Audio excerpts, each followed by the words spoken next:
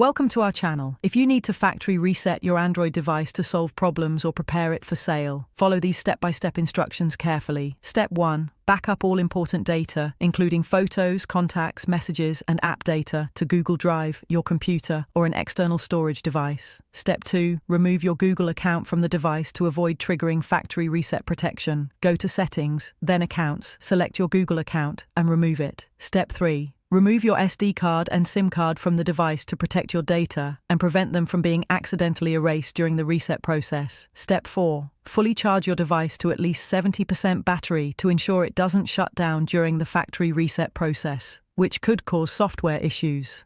Step 5. Open Settings on your Android device and scroll down to System or General Management, depending on your device manufacturer.